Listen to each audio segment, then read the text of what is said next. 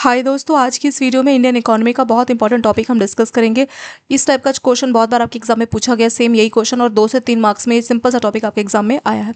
So what is role of India in SDG 13 climate action. SDG 13 exactly क्या है?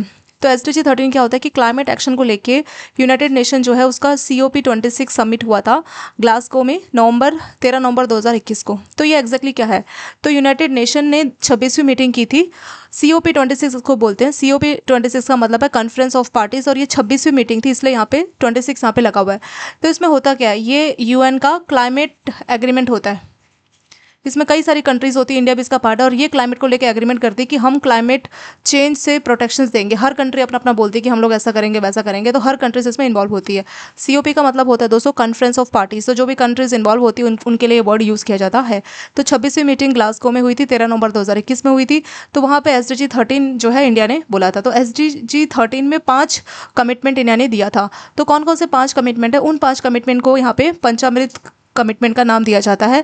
पंचामृत commitment का purpose है combat climate change, कि climate change को रोकना, उससे लड़ना।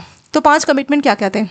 पहला इसमें से कमिटमेंट था कि जो टारगेट है आपका, ये जो जो एमिशन है नेट जीरो एमिशन होगा 2070 तक। यानी इंडिया ने कमिटमेंट दिया कि 2070 तक जो भी हम कार्बन डाइऑक्साइड या ग्रीन हाउस गैसेस को इमिट करते हैं, तो उसको हम लोग बैलेंस करेंगे। नेट एमिशन कितना होगा हमारा? 0 हो जाएगा 2070 तक। सेकंड बोला था कि 500 गीगावाट तक नॉन फॉसिल्स एनर्जी हम लोग बनाएंगे 2030 तक।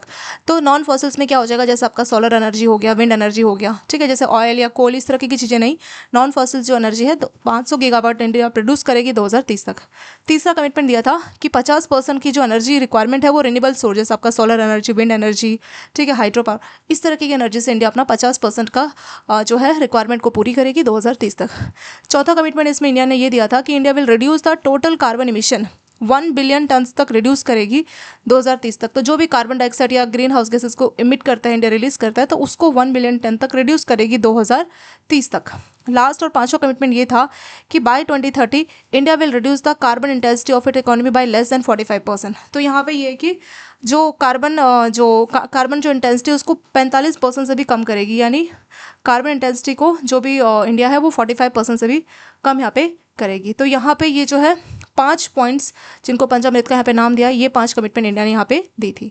तो चौथे और पांचवें पॉइंट में डिफरेंस ये है दोस्तों, इसमें ये बोला है कि कार्बन इमिशन को वो 1 बिलियन टन तक रिड्यूस करेगी फ्रॉम नाउ ऑनवर्ड स्टिल। यानी अभी से लेके 2030 तक 1 बिलियन टन तक अपना कार्बन इमिशन रिड्यूस करेगी। और पांचवें पॉइंट में ये बोला है कि इंडिया अपनी कार्बन इंटेंसिटी अपने इकोनॉमी के हिसाब से 45% से भी कम यहाँ पे करेगी।